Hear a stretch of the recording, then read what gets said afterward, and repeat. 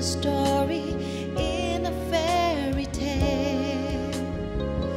She wasn't like the other women at the well. Her life was full of pain, hurt, rejection, and loneliness she didn't want to show. But Jesus saw the desert in her soul. Drink from this water, water, and you'll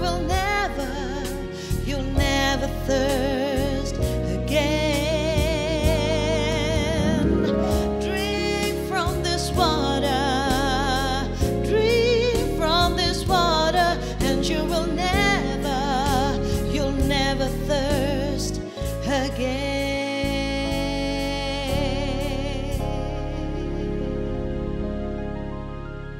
Shalom Aleichem Beshem Hamashiach. Salam damai sejahtera di dalam nama Tuhan kita Yesus Kristus. Dan Bapak Ibu Saudara-saudari, kita bertemu kembali di dalam program Old Testament Made Easy yang akan mengangkat makna dari kata-kata, kalimat, event, simbol dalam perjanjian lama, di mana Tuhan berbicara sebuah message yang sangat khusus bagi Anda dan saya. Oleh karena itu mari kita berdoa terlebih dahulu. Haleluya. Ya Tuhan, singkapkan kebenaran-Mu bagi kami semuanya. Allah Roh Kudus, terangi hati nurani kami. Celikkan kami supaya kami bisa melihat, memahami, dan melakukan kebenaran-kebenaran-Mu. Dalam nama Tuhan kami Yesus Kristus kami berdoa. Haleluya. Amin. Bapak Ibu, pada kesempatan ini kita akan membahas satu kata di dalam perjanjian lama yang sangat spesial, yaitu kata emunah. Apa arti kata emunah? Emunah itu bisa diartikan sebagai iman dan juga kesetiaan. Faith and faithfulness. Mengapa? Karena ternyata antara iman dan kesetiaan itu berjalan bersama-sama. Itulah makna dasar dari kata emunah. Mari kita lihat bersama-sama. Bapak Ibu Saudara, yang pertama dalam Kejadian pasal 15 ayat yang ke-6. Kejadian pasal 15 ayat yang ke-6 katakan demikian. Lalu percayalah Abraham kepada Tuhan, emunah, percaya, ya. Maka Tuhan memperhitungkan hal itu kepadanya sebagai kebenaran, sebagai emunah, faithfulness, kesetiaan. Saudara, nah emunah itu juga dekat sekali dengan satu kata terjemahan di dalam bahasa Yunaninya, Gerika perjanjian barunya adalah kata pistis. Di mana maknanya itu sama, saudara, yaitu apa? Steadfastness, ya, keteguhan, persistence, keteguhan dan steadfastness, saudara, sama, ya. Keteguhan, keteguhan dan ketekunan di dalam sebuah situasi atau dalam suatu hal. Jadi iman, kesetiaan itu pasti mengandung unsur steadfastness, keteguhan, dan juga persistency. Persistency yaitu apa? Ketekunan, saudara. Di mana ada iman, ada kesetiaan, ada keteguhan, ada ketekunan. Itulah makna dari kata emunah. Coba kita lihat lagi ya dalam Ulangan pasal 7 ayat yang ke-9. Ulangan pasal 7 ayat yang ke-9. Sebab itu haruslah kau ketahui bahwa Tuhan Allahmu, dialah Allah yang setia, yang memegang perjanjian dan kasih setianya, steadfastness, persistence, faithfulness ada di sana, dan kasih setianya terhadap orang yang kasih kepadanya dan berpegang pada perintah-perintahnya sampai kepada ribu-ribu keturunan. Anda masih ingat cerita dalam Keluaran pasal 17 ketika bangsa Israel berperang di Rafidim dan Musa harus mengangkat tangan nih saudara, terus menerus. Itulah arti kata steady, steadfastness, keteguhan, terus menerus, ya, continually, terus menerus. Harun dan Yosua kemudian kan, Harun dan Hur yang menopang tangan Musa itu supaya Musa terus mengangkat tangannya. Itu pun juga maknanya adalah emunah, saudara. So kata emunah ini berbicara mengenai a persistent commitment to God. Ada iman, ada kesetiaan, ada keteguhan, ada ketekunan, komitmen yang terus-menerus, yang teguh kepada Tuhan. Bapak Ibu perhatikan, bukankah makna kata emunah ini luar biasa saudara? Dan ini adalah nilai-nilai sebetulnya yang harus dihidupi oleh setiap orang percaya. Khususnya kita yang hidup di akhir zaman ini, dalam masa pandemi ini, dalam dunia yang sudah hampir berakhir ini saudara. Dalam mengiring Kristus, kita harus apa? Kita harus terus setia. Karena keadaan tidak akan mulus-mulus saja. Keadaan tidak akan baik-baik saja. Ada waktunya kita di atas, ada waktunya kita di bawah. Ada masa keberkatan tapi juga ada masa ujian. Tiba-tiba angin datang dalam kehidupan kita. Pada waktu Yesus, Matius pasal ke-8, dan murid-muridnya ada di Danau Galilea. Di kapal itu Yesus tidur, di kapal di buritan yang terbawa dan kemudian tiba-tiba, sekonyong-konyong, tiba-tiba angin badai menerjang Danau Galilea. Saudara, hari-hari ini sedang musim dingin yang sangat ekstrim ya di Israel sana. Saya melihat berbagai macam cuplikan badai yang terjadi di Danau Galilea itu. Betul-betul luar biasa, saudara. Dan itu juga terjadi pada zaman Yesus dulu. Pada waktu itu, ketika badai tiba-tiba menghantam Danau Galilea itu, mereka ketakutan.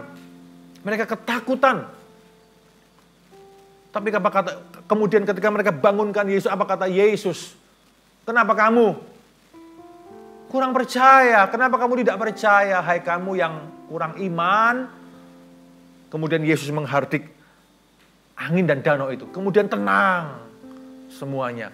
Saudara lihat, itulah kehidupan kita. Tidak bisa disangka-sangka. Tiba-tiba terjadi sesuatu. Tiba-tiba hal-hal yang tidak kita harapkan terjadi. Tiba-tiba tanpa ada angin dan hujan, ada kabar buruk. Tentang kita mungkin, tentang anggota keluarga kita, tentang orang lain, tentang siapapun yang terkoneksi dengan kita. Itulah kehidupan. Hal-hal semacam itu akan terus terjadi kok dalam hidup manusia. Mengapa? Ya karena memang hidup kita ini, kemanusiaan kita, dunia kita ini sudah jatuh ke dalam dosa, bukan? Tidak lagi ada yang ideal dalam hidup ini. Nanti yang ideal itu di langit yang baru, di bumi yang baru, itulah surga, bukan saudara? Selama kita ada di dunia yang sudah jatuh ke dalam dosa, anything can happen, apapun bisa terjadi dalam hidup ini. Oleh karena itu, diperlukan apa? Keteguhan hati. Diperlukan apa? Ketekunan, iman, kesetiaan, komitmen kepada Tuhan. Melewati segenap badai dalam kehidupan kita.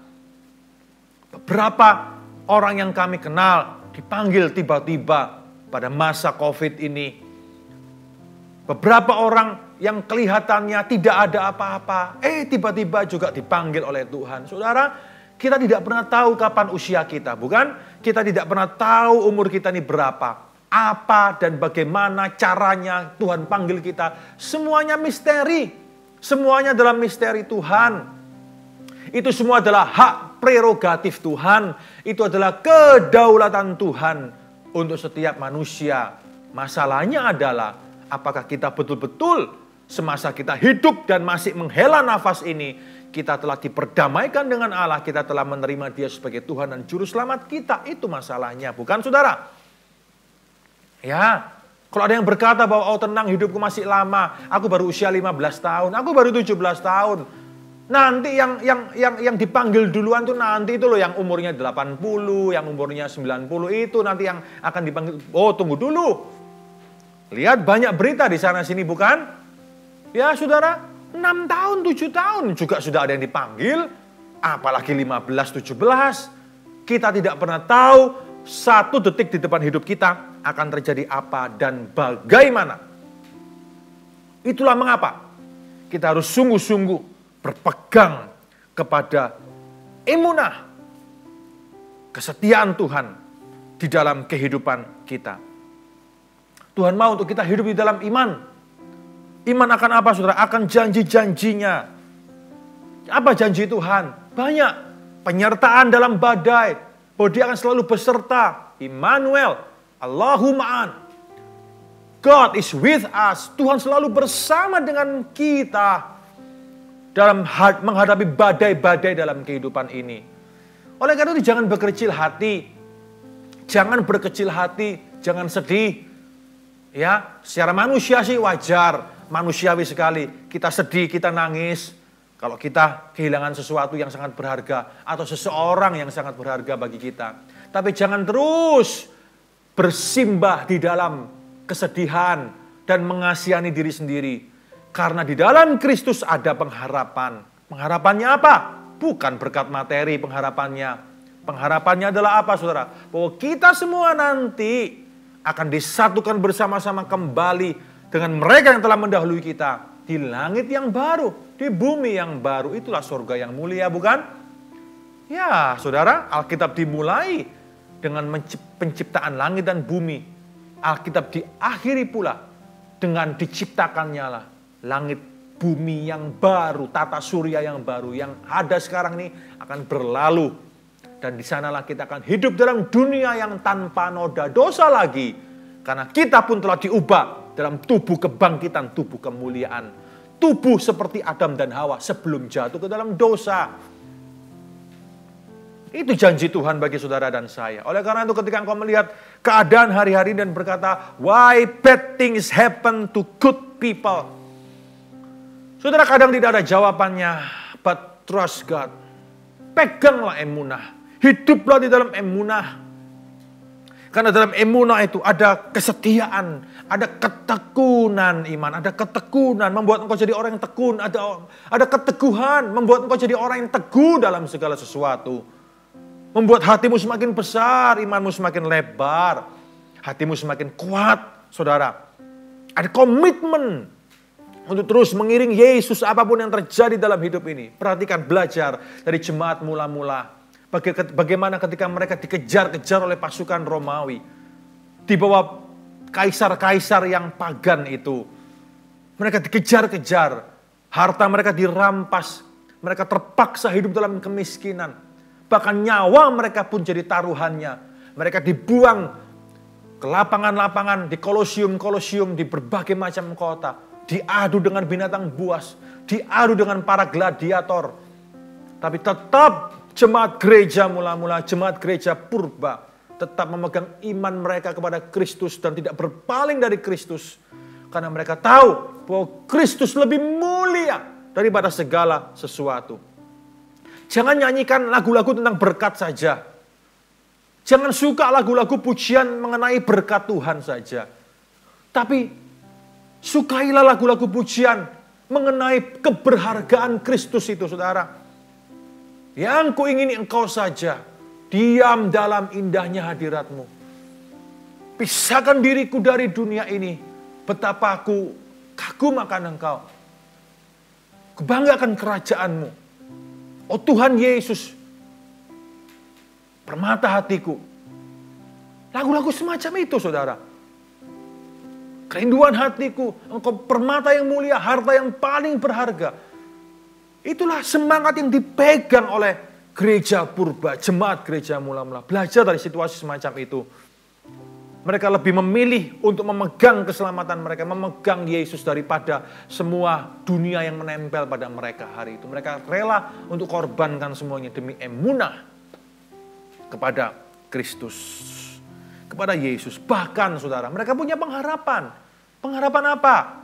Pengharapan terbesar gereja adalah kedatangan Kristus untuk yang kedua kali.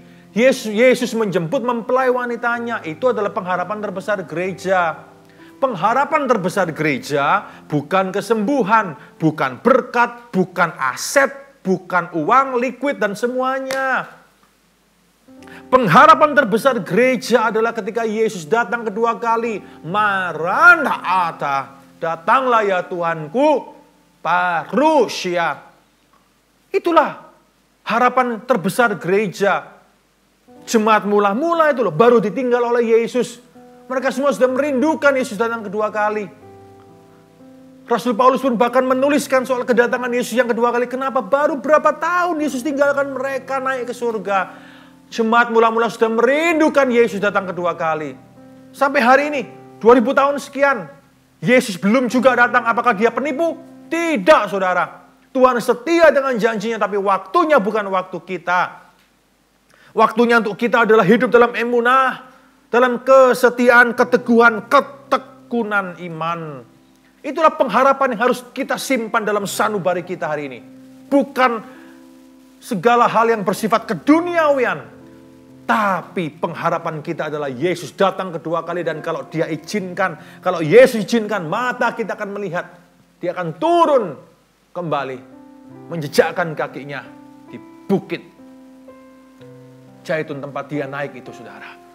Di tempat yang sama, bukan? Dan dia akan menjadi raja. Masuk kembali ke Yerusalem. Saudara, ada sebuah pujian yang sangat indah yang dinyanyikan oleh orang-orang Yahudi mengenai harapan akan Mesias. Latikvah Masiah. Harapan akan datangnya Mesias. Mungkin bagi saudara-saudara kita itu, mereka sebagian besar belum percaya Yesus. Belum percaya Yesus, nanti akan percaya Yesus pada waktunya. Saudara, sesuai dengan nubuatan dalam kitab Wahyu, ada di sana, Wahyu pasal yang ke-11.